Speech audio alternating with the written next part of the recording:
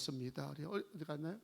피아노 있네. 그래서 자매가 또 반주가 전공이고 하니까 자기가 찬양을 편곡을 했다는데 아주 내설만큼 잘한 것 같아 보니까요. 그래서 반주를 들어가면서 예물주 앞에 드리겠습니다. 박수 한번 보내주세요. 박종희 자매.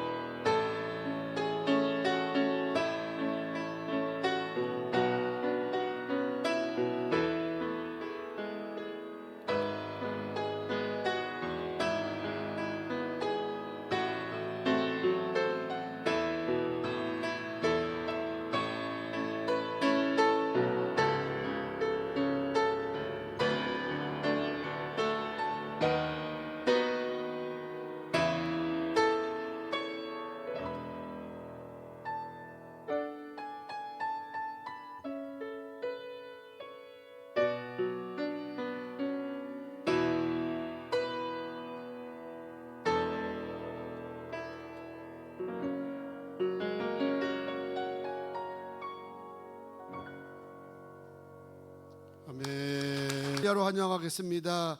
할렐루야. 할렐루야. 은혜가 많은 곳에 어려움도 있습니다. 은혜가 이곳에 있으면 마귀가 틈을 노립니다. 오늘 이 시간 저와 여러분이 함께 말씀 듣고 기도하는 가운데 악의 영이 한 길로 왔다가 일곱 길로 흩어지는 역사가 있길 간절히 소망합니다. 오늘 이 시간 먼저 말씀 읽도록 하겠습니다. 열왕기하 4장 1절에서 7절까지 말씀 우리 한 절 한 절 교독하고 우리 마지막 절 우리 같이 읽도록 하겠습니다. 선지자의 제자들의 아내 중에 한 여인이 엘리사에게 부르짖어 이르되 당신의 종 나의 남편이 이미 죽었는데 당신의 종이 여호와를 경외한 줄은 당신이 아시는 바니이다. 이제 빚준 사람이 와서 나의 두 아이를 데려가 그의 종을 삼고자 하나이다 하니 엘리사가 그에게 이르되 내가 너를 위하여 어떻게 하랴 내 집에 무엇이 있는지 내게 말하라. 그가 이르되 계집 중의 집에 기름 한 그릇 외에는 아무것도 없나이다 하니 이르되 너는 밖에 나가서 모든 이웃에게 그릇을 빌리라. 빈 그릇을 빌리되 조금 빌리지 말고 너는 내 두 아들과 함께 들어가서 문을 닫고 그 모든 그릇에 기름을 부어서 차는 대로 옮겨 놓으라 하니라. 여인이 물러가서 그의 두 아들과 함께 문을 닫은 후에 그들은 그릇을 그에게로 가져오고 그는 부었더니 그릇에 다 찬지라. 여인이 아들에게 이르되 또 그릇을 내게로 가져오라 하니 아들이 이르되 다른 그릇이 없나이다 하니 기름이 곧 그쳤더라. 그 여인이 하나님의 사람에게 나아가서 말하니 그가 이르되 너는 가서 기름을 팔아 빚을 갚고 남은 것으로 너와 내 두 아들이 생활하라 하였더라. 아멘. 할렐루야. 우리 굿모닝교회 담임 목사님을 보좌하고 있는 김지철 부목사입니다. 요즘 여러분의 귓가에 들리는 하나님의 말씀이 혹시 있으십니까? 내 가슴을 뛰게 만드는 말씀이 한 구절이라도 있으십니까? 그 말씀 때문에 내 심장이 뛰고 오늘도 주어지는 그 말씀이 기다려져서 오늘 이 시간이 기다려진 분이 계십니까? 만약에 그런 분이 계시다면 그분은 소망이 있는 분입니다. 오늘 소망 있는 자는 오늘 이 시간 반드시 그 영이 살아날 줄 믿고 회복될 줄 믿고 그 인생이 역전될 줄 믿습니다. 말미에 이야기하겠지만 워낙에는 다른 건 다 몰라도 믿음만큼은 꼭 욕심내길 간절히 소망합니다. 다른 거 구하는 거 중요치 않습니다. 하지만 믿음 구하는 거, 하나님의 은혜를 구하는 거, 그것이 오늘 이 시간 우리가 가장 먼저 해야 될 일이라는 것을 기억하며 하나님의 말씀 함께 나눠보도록 하겠습니다. 이제 친구들끼리 이제 저도 초등학교 때보다 쭉 이제 자라왔던 친구들이 있습니다. 원래 한 무리가 있으면은 그 무리에는 잘생긴 애도 있고 못생긴 애도 있고 얼굴을 또 받쳐주는 애도 있고 막 여러 이제 무리가 있잖아요. 제 친구들 중에서도 한 명이 이제 장혁을 닮은 한 아이가 있습니다. 지금 군인으로 지금 있는데 이 소령을 이제 달아요. 근데 얼굴이 장혁이에요. 이 중학교 때부터 인기가 얼마나 많았는지 이제 한 무리가 있으면 이제 여자애들 무리도 있잖아요. 그러면 두 무리가 이제 같이 이제 노는 일들이 이제 여러 차례가 있었는데 꼭 그 중에서도 또 예쁜 애가 또 있기 마련이죠, 그렇죠? 어느 날 그 아이가 저한테 이렇게 오는 거예요. 오빠 하는 거예요. 나 죽지 않았구나 하면서 나한테 또 뭔가 이렇게 주려고 하나 뭐지? 그래라고 하니까 오빠 이거요 하면서 무슨 쪽지 같은 걸 이렇게 주더라고요. 그러면서 형기 오빠한테 좀 줄래요? 라고 이렇게 얘기하네요. 그 잘생긴 애한테 주라는 거죠. 저는 옆에서 오징어였습니다. 아주 그냥 저는 아무 존재가 없었던 거죠. 야구에서도 가장 부담되는 타자가 누구일까요? 누가 가장 부담이 될까요? 지고 있을 때 올라오는 타자, 투수 그 사람들이 아마 마음이 힘들겠죠. 그렇지만 더 힘든 사람은 따로 있습니다. 앞에서 3 홈런 치고 나서 그 다음 타자로 올라가는 사람이 가장 부담이 되는 사람이 될 것입니다. 오늘 말씀에 엘리사가 나오는데 이 엘리야도 똑같이 하나님 앞에서 늘 승승장구했던 사람입니다. 한국 사람에게는 이런 생각이 있습니다. 야, 선지자 정도면 하늘에서 불 팍 내려지고 그 정도는 돼야 선지자지 하면서 그 엘리야 선지자를 최고로 쳐주죠. 그런데 오늘 엘리사 선지자는요, 그 아래에서 이름은 비슷하지만 엘리야와는 시작이 달랐던 사람이다라고 오늘 말씀에서 나오고 있습니다. 엘리야는 바알과 싸우면서 그 이스라엘의 운명을 좌지우지했고 그들을 승리로 이끌었던 선지자였습니다. 그러나 이 엘리사는 나무꾼이었습니다. 그리고 농사꾼이었습니다. 레위 가문의 전통을 가진 자도 아니었습니다. 열왕기상 19장 16절에 보면요, 엘리야에게 저기 시골에 가보면 엘리사라는 사람이 있을 것인데 거기 가서 너가 기름을 부어라 라고 말씀을 하시는 부분이 나옵니다. 가서 보니 그냥 농사꾼이었습니다. 엘리사는 밭을 갈고 있을 때 엘리사에게 기름을 부었어. 주님께서 너를 택하셨다 라고 말씀하시면서 너는 이제 나를 따라오면 된다 라고 말씀을 전하였습니다. 저는 하나님이 선택하신 거에 토달 건은 아니지만 성경에 보면 그 엘리야의 제자들이요 자그마치 50명이나 됩니다. 50명. 그런데 그 중에 한 명을 하나님께서 선택한 것이 아니라 생뚱맞게도 엘리사를 선택해서 그 후계자로 삼았다라는 것이에요. 그렇게 엘리야는 엘리사에게 기름을 부어놓고 게다가 갑자기 엘리사가 바로 후계자로 왔는데 나는 하나님이 데려갈 사람이야 라고 이렇게 이야기를 전해줍니다. 그러면 후계자로 불렀으면 인수인계도 좀 해주고 너는 이 제자들을 어떻게 관리를 해야 되고 어느 곳에 순례를 다녀야 되고 어디 가서 설교하면은 이렇게 해야 된다라고 어느 정도는 알려주어야 되는데 이 엘리야가 난데없이 나는 갈 거니까 너 알아서 해라 라고 이렇게 이야기를 하는 것입니다. 열왕기하 2장 2절을 보게 되면 엘리야가 엘리사에게 이르되 청하건대 너는 여기 머물라. 여호와께서 나를 베델로 올라오라고 하는데 너는 여기 머물러도 된다라고 이렇게 이야기를 합니다. 그리고 나서 내가 당신을 떠나지 않겠습니다 라고 엘리사가 엘리야에게 이렇게 이야기하죠. 아우 됐어 너 그냥 여기 있어 귀찮게 하지 마 라고 이렇게 계속 반복적으로 이렇게 이야기하는 겁니다. 게다가 베델에서 그 엘리야의 제자들을 엘리사가 만났습니다. 그런데 그 만남의 장소에서 엘리사가 기름 부음 받았으면 그를 인정해 주어야 하는데 그를 인정해 주지 않았습니다. 뭐라고 하느냐? 오늘 당신의 선생을 당신의 머리 위로 데려가실 줄을 아시나이까? 엘리사 선생님이 엘리야 선생님을 하나님께서 데려가신다는데 그건 아십니까? 당신은 아무것도 아닙니다 라고 비꼬기 시작을 합니다. 그것을 자그마치 3번이나 반복적으로 여리고에 가서도 그 얘기를 똑같이 듣고 아주 제자들 사이에서도 저건 진짜 꼴보기 싫어 라는 분위기 속에서 엘리사는 엘리야를 쫓아다니게 되었습니다. 그래서 더욱 엘리사는 엘리야를 향해서 당신의 능력, 그 능력 내가 소문이 익히 들었습니다. 저 바알과 싸워서 하늘에서 불이 내렸다는 거 들었는데 나에게도 그런 능력이 있으면 좋겠습니다. 저에게 성령의 역사에 갑절이나 임하게 하여 주시옵소서라고 막 매달리는 그런 부분들을 우리는 다 알고 있습니다. 그런데 엘리야가 원래 그런 이미지였는지 모르겠지만 열왕기하 2장 10절을 보게 되면 이렇게 말해요. 이르되 내가 어려운 일을 구하는 듯다. 그냥 능력을 전해주면 되는 것인데 난 좀 그거 어렵겠다 라고 이렇게 이야기를 하는 거죠. 그러면서 내가 올라가는 것을 혹여나 보게 되면 너에게 능력이 임할 것이고 내가 올라가는 것을 너가 날 못 보면 너는 잘 모르겠다 라는 식으로 그렇게 이야기를 했습니다. 얼마나 이 엘리사의 마음이 답답했겠습니까? 걱정하는 엘리사를 두고 정말 곧 엘리야는 하나님을 따라서 하늘로 올라가 버리게 됐습니다. 이제 남겨진 엘리사는 우울했어요. 열왕기하 2장 13절을 보게 되면 남겨진 엘리야의 겉옷 한 장을 들고 터벅터벅 걸어서 내려온다라고 성경에 나오고 있죠.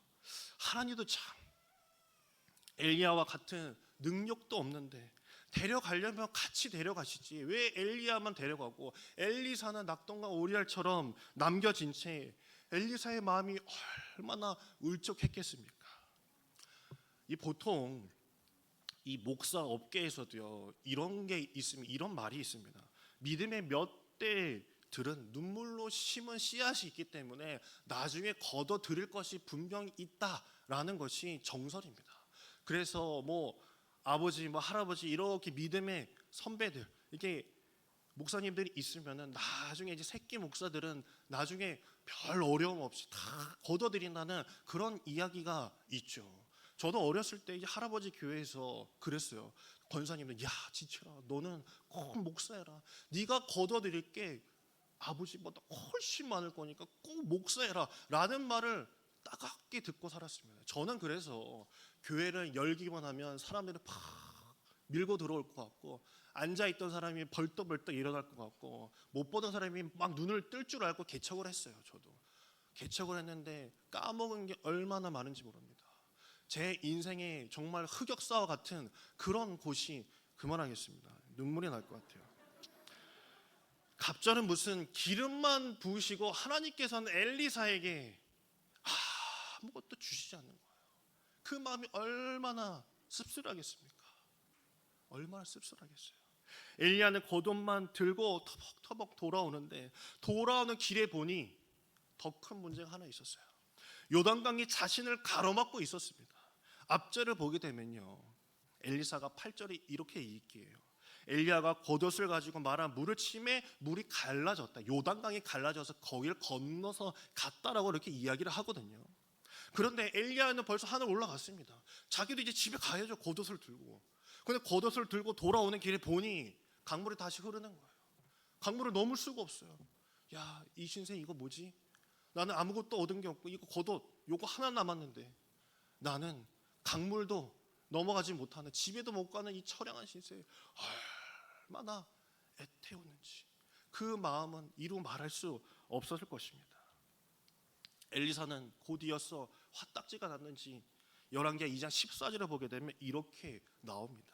엘리야의 몸에서 떨어진 그의 겉옷을 가지고 물을 치며 이르되 엘리야의 하나님 여호와는 어디 계시나이까 라고 하면서 막 물을 쳤다고 해요. 여기서 보면 혹시 이상한 점이 혹시 있지 않으십니까? 여러분 성경을 볼 때 그냥 읽으시면 안 돼요. 뭔가 좀 이상한데 그런 부분이 혹시 없으십니까? 제 눈에는요 이게 보입니다. 물을 치며 이르되 엘리야의 하나님이여 여호와는 어디 계시나이까? 당신은 도대체 어디 계십니까?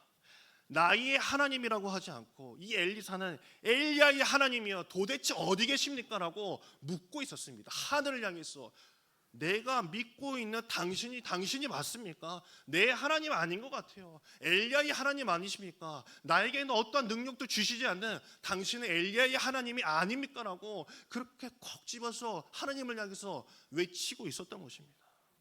도대체 나를 왜 불렀습니까? 집도 못 돌아가는 내 모습 보고 있지 않으십니까? 당신은 도대체 어디 계십니까? 라고 부르짖고 있었습니다. 교회에서도 신앙생활을 하다 보면요, 내 기도하는 것은 이상하게도 하나님께서 패싱할 때가 많아요. 넘길 때가 많아요. 그런데 들어온 지 몇 년 안 되는 집사 기도는 왜 그렇게 잘 들어주시는지 모를 때가 있습니다. 그 남편 사업은 왜 이렇게 잘 돼?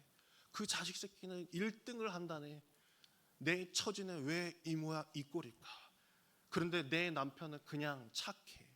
그냥 착해. 이 착해라는 말이 뭔 말인지 아시죠? 돈을 잘 못 버는데 그냥 착하다는 얘기예요. 그냥 착해. 왜 내 기도는 들어주시지 않아? 저 집사의 하나님이신가? 나의 하나님이 아니신 것 같아 라는 이야기를 그 엘리사가 그 하나님을 향해서 외치고 있었던 것입니다. 버림받은 기분을 아십니까? 사람에게 버림받은 기분이라면 참을 수 있어요. 하지만 하나님께서 나를 떠나신 건 아닐까? 나를 버리신 건 아닐까? 기름은 부어 놓으셨고 나에게 영의 능력이 임하지 않는 것을 어떻게 견딜 수 있었겠습니까? 하나님은 나와 전혀 상관없는 존재가 되어 버리고 만 것입니다. 엘리사가 원통하며 옷을 말아서 마을을 마구 쳐내리는데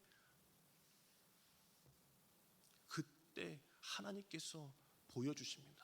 물이 갈라졌다라고 말씀하고 있어요. 뜻밖의 일이 벌어진 것입니다. 하나님께서는 엘리야의 능력이 아닌 자신의 권능을 그 엘리사에게 보여주신 것입니다. 엘리야만의 하나님이 아니라는 것을 엘리사에게 직접 알게 하신 것이었죠. 너가 잘 모르는 거야. 나는 너의 하나님이다. 엘리야만의 하나님이 아니라 나는 너의 하나님이다라고 주님께서는 말씀해 주신 거예요.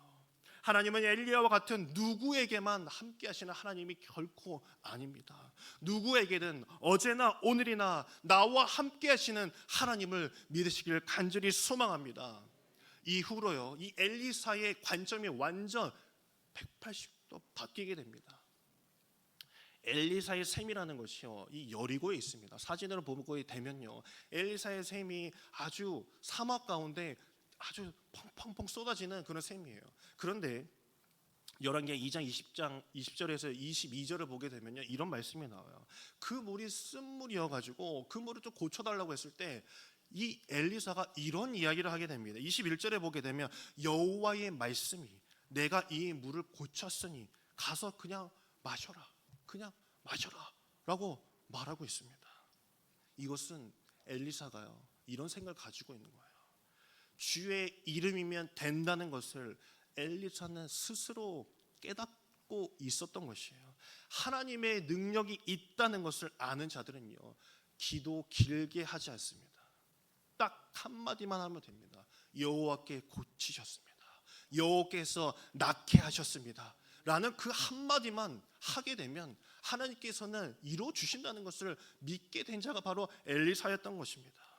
주님이 나한노라 말씀하시며 나한 줄 믿으면 되는 것이고, 주님께서 구원받았다라고 말씀하시며 구원받은 줄 알면 되는 것, 그것이 신앙인의 모습, 믿음의 사람이 보여지는 그 기도의 제목이 되어야 된다는 것이죠. 드디어 열왕기하 이제 4장에 다다르면요, 엘리사에게 한 여인이 다가오게 돼요. 이제 하나님의 이름에 모든 것이 이루어진다라는 그 엘리사에게 한 여인이 다가오게 돼요. 그 여인은요, 오늘날로 치면 이 신학생이나 이 전도사님의 이제 부인이 되는 그런 위치에 있는 한 여인이었습니다. 목사는 자기가 좋아서 목사를 한다고 치지만 이 사모님들은 반반이잖아요, 그렇죠? 좋아는 했지만 좀 반쪽으로 이제 따라가 보니 사모가 된 게 이제 사모님이잖아요. 얼마나 이제 안타까운 일이 많고 마음이 어렵고 슬픔이 있는 일이 얼마나 있겠습니까? 그런데 오늘 말씀 속에서 보면은 그 선지자, 준비했던 그 제자가 그 죽고 말았다라는 것이에요. 얼마나 슬픈 일이고 비통하겠습니까? 하나님 앞에 모든 것을 헌신하고자 자신의 가족으로 이끌고 제자로 들어갔는데, 하나님의 일이면 뭐든지 시키는 대로 내가 다 하겠습니다라고 그 남편, 그래요, 당신은 주의 일을 하세요, 나는 아이들과 함께 내조하면서 살겠습니다 라고 했는데, 어느 날 갑자기 그 남편이 죽어버린 것입니다. 그래서 그 아내가 찾아와서 저희는 이제 먹고 죽을 것밖에 없습니다. 저는 어떻게 하면 되겠습니까? 라고 이렇게 찾아왔습니다. 얼마나 슬픈 이야기가 연속되는 것입니까? 말씀 속에서 보면요, 사채업자가 따라왔다라고 이렇게 얘기합니다. 그리고 그 사채업자가 이야기하기를 너희 그 두 아이를 포기해라, 포기각서도 써라 라고 이렇게 이야기를 했다고 합니다. 앞에서 보면 참 답이 없어요. 사람이 보기에는 참 복도 없지, 하나님 따라서 주님의 일을 한다고 했는데 어째 저 모양 저 꼴로 살아갈 수 있을까? 그 주변에서 철을 내두르면서 이야기했을지 모릅니다. 어떻게 살아가겠습니까? 원망밖에 나오지 않겠죠. 제가 얼마 전에 이 청년들과 이 아람누리 미술관, 여기 고양시 아람누리 미술관에 한번 다 같이 간 적이 있습니다. 그때 이제 르네상스, 뭐 다빈치, 미켈란젤로, 라파엘로 그 거장들에 대한 그 미술 작품을 전시해 놓은 그런 전시회를 한번 간 적이 있습니다. 그런데 거기서 참 특이한 거를 알게 됐어요. 미켈란젤로, 혹시 미켈란젤로 아시나요? 미켈란젤로 뭐 들어는 보셨죠? 사진을 한번 보게 되면 이 미켈란젤로가 만든 이 피에타라는 조각이 있습니다. 이거 대리석으로 만든 것입니다. 이 대리석으로 돌을 깎아서 저렇게 표현한다는 것이 대단하죠. 그런데 이 미켈란젤로에게 사람들이 이 조각을 하고 나서 이렇게 물었다고 합니다. 미켈란젤로, 내가 보기에는 마리아가 중심이 아니야. 예수님은 그저 힘없이 죽어간 사람이 아닐까? 왜 당신은 이렇게 조각할 수밖에 없나요? 라고 물었다고 합니다. 그런데 미켈란젤로가 이렇게 이야기했다고 합니다. 나는 너가 보는 시점으로 난 조각하지 않았어. 위에서 보게 되면 하나님이 예수님을 바라보는 그 장면, 나는 그것을 보고 조각을 했다라고 그 미켈란젤로가 이야기했다고 합니다. 우리는요, 세상의 눈으로 보게 되면 그 여인, 우리의 처지, 정말 이루 말할 수도 없는 그 고통 속에, 고난 속에, 그 어려운 환경 속에 빠져 있는 사람일지 모릅니다. 하지만 하나님의 눈으로 우리를 봤을 때는요, 아무것도 아닌 거예요. 아무것도 아니에요. 누군가는 저 집사의 하나님은 도대체 어디 계십니까? 내 하나님은 도대체 어디 계십니까? 내가 이렇게 살아가고 있는 것 주님 왜 모르십니까? 라고 부르짖더라도 하나님께서는 나는 너를 바라볼 때 난 그렇게 보지 않는단다. 왜 너는 그렇게 이야기만 하고 있느냐라고 말씀하고 계시는 것이에요. 우리는 우리의 좁은 시선으로, 낮은 생각으로 주님을 여러분의 시선 안에 가두지 않길 간절히 바랍니다. 나의 주님은요, 오늘도 나와 함께하고 계시는 거예요. 그때 엘리사가 그 여인에게 이렇게 이야기합니다. 4장 3절에 보게 되면 이렇게 얘기해요. 이르되 너는 밖에 나가서 모든 이웃에게 그릇을 빌리라. 빈 그릇을 빌리되 조금 빌리지 말고 다 가져와라 라고 이렇게 이야기해 줍니다. 엘리사는 집에 있는 그릇들과 이웃에게까지 가서 그릇을 있는 대로 빌려 오라고 했어요. 아들과 함께 그 여인은 동네를 돌아다니면서 빈 그릇을 다 챙겨왔을 겁니다. 동네 사람들을 생각했을 거예요. 아유, 저 축복도 못 받고 남편은 죽고 과부 같은 저 여인이라고 하면서 저거 가지고 와서 뭐하게, 엘리사가 온다고 해서 뭐가 달라질 것 같아? 라는 생각을 하지 않았겠습니까? 그렇다면 우리는요, 하나님께서 너 그릇 가져와라 라고 했을 때 얼마만큼의 그릇을 가져오겠습니까? 에이, 정말 차겠어. 그렇게 신통해 보이지도 않는데 그게 차겠어 라는 생각을 가지고 있습니까? 하늘에서 비가 내리면 제 그릇만큼 물을 얻어간다는 말이 있습니다. 열왕기하 4장 5절에서 6절을 보게 되면 이렇게 얘기하고 있어요. 6절에 아들이 이르되 다른 그릇이 없나이다 하니 기름이 곧 그쳤더라 라고 이렇게 이야기합니다. 믿음대로 그릇을 가져온 만큼 더 이상 채울 그릇이 없을 때까지 부으셨다라고 하고 있습니다. 제 눈에는요, 여기에서 없을 때까지가 참 중요했어요. 믿음대로 그릇을 가져온 것이고 믿음만큼 채워질 줄 믿습니다. 여러분은 그릇을 얼마만큼 늘어놓고 계십니까? 얼마만큼 가져와서 주님 앞에 내어놓고 계십니까? 세상 사람들은 그거를 어디다 쓰게, 너가 그거 가지고 간다고 해가지고 너가 가능할 것 같아 라고 할지 모르겠지만 준비할 수 있는 만큼, 주님께 외칠 수 있는 만큼 주님 앞에 기도하였을 때 우리가 준비한 기도의 그릇을 다 채우도록 하나님께서는 부어주실 줄 믿습니다. 하나님은 가져오기만 하면 내가 줄 텐데, 믿음은 여기서부터 시작이 되는 것이에요. 여호수아 3장에서도 보게 되면요, 가나안 땅에 딱 들어가기 전에 주께서 이런 말씀을 합니다. 법궤를 메고 요단강을 딱 건너기 직전에 여호수아 3장 4절에 보게 되면 그리하면 너희가 행할 길을 알리니 너희가 이전에 이 길을 지나보지 못하였음이라 라고 이렇게 말씀해 주십니다. 이게 무슨 말이냐면 너희가 이 강을 건너기만 하면, 믿음으로 건너기만 하면 너희가 맛보지 못하는 역사를 너희가 맛보게 될 것이다 라고 주께서는 말씀해 주고 계신 거예요. 중요한 것은 내 믿음으로 발을 내딛는 순간, 내 믿음으로 그릇을 가져와서 주님 앞에 내어놓을 때부터, 그때는 그릇이 없을 때까지 주님께서 부어주신다라고 말씀하시는 것입니다. 오늘도 그 역사하시는 주님만을 믿고 기도의 그릇을 펼치시기를 간절히 소망합니다. 여러분은 지금 얼마나 기도의 그릇을 펼쳐놓고 계십니까? 몇 개 대충 그냥 채워지면 되겠습니까? 나는 요것만 채워지면 됩니다. 저는 요거 한두 개만 채워지면 그냥 좋게요 라는 마음으로 이곳에 왔습니까?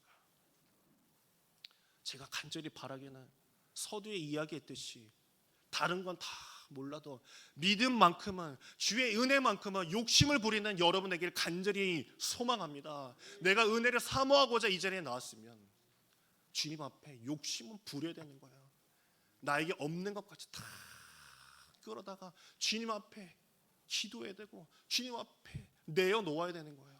그 마음 없이 주님 앞에 기도해봤자 하나님께서 들으시겠습니까? 괜히 엘리야의 하나님이라고 외치지 마십시오. 나의 하나님이라고 생각한다면 내가 주님 앞에 내 그릇을 내어놓고 주여 오늘 이 시간 나에게 부어 주시옵소서. 내가 주님께서 이거 다 채워 주실 때까지 내가 떠나지 아니겠습니다 라는 그 마음으로 기도하는 저와 여러분 되길 간절히 소망합니다. 이 시간 기도 제목 3가지 나누고 우리 함께 찬양하도록 하겠습니다.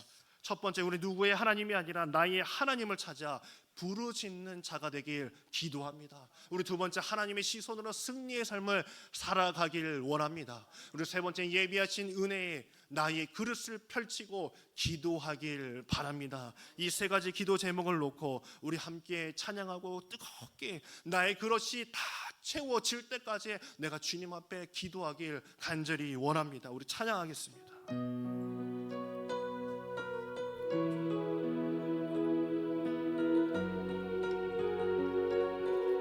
하나님 한 번도,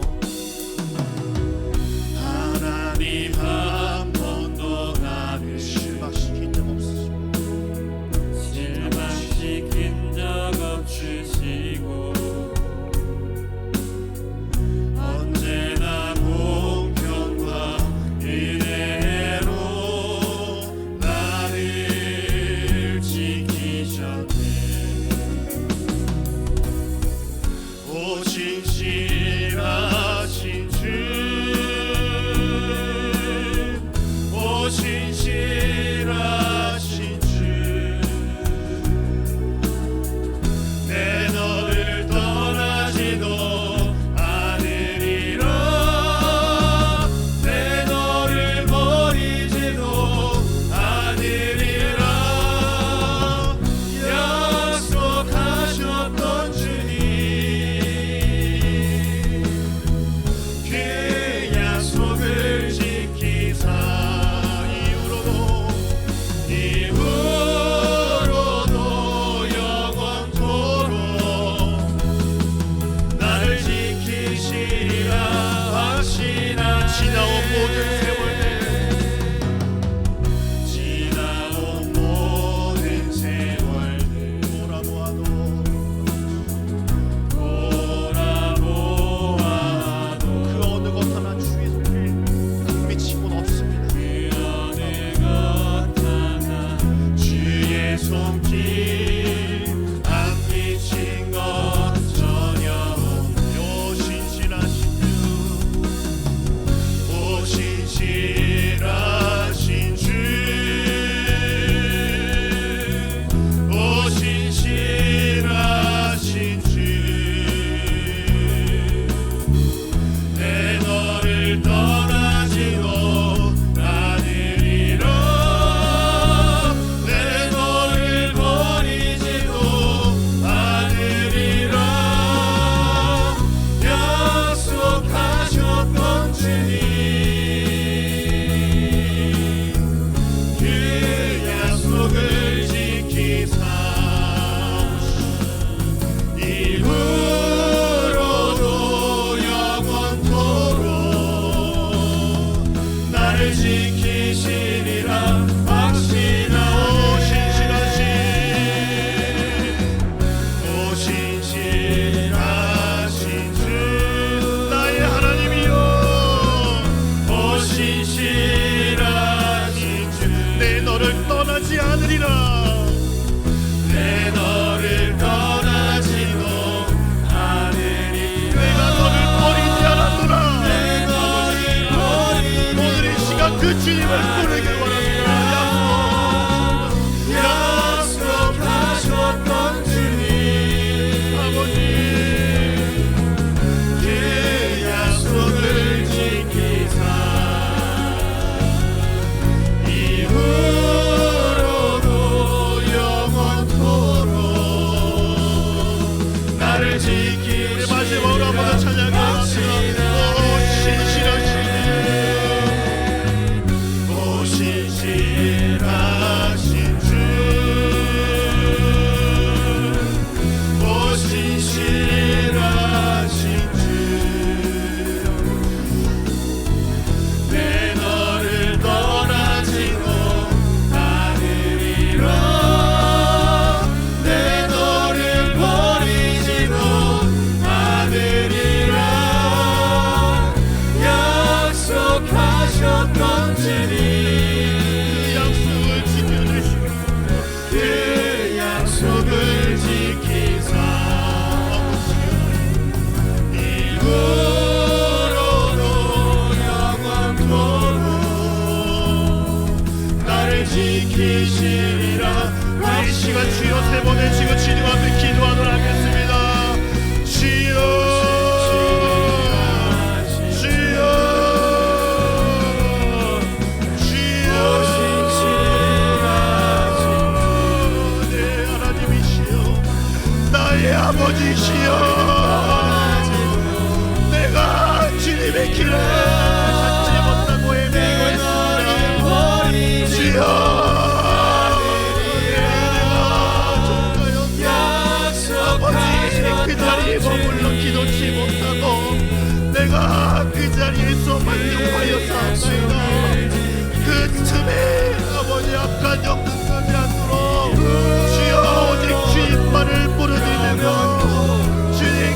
아버지 외치게 하여 주시옵소서. 주여 나의 그릇 하나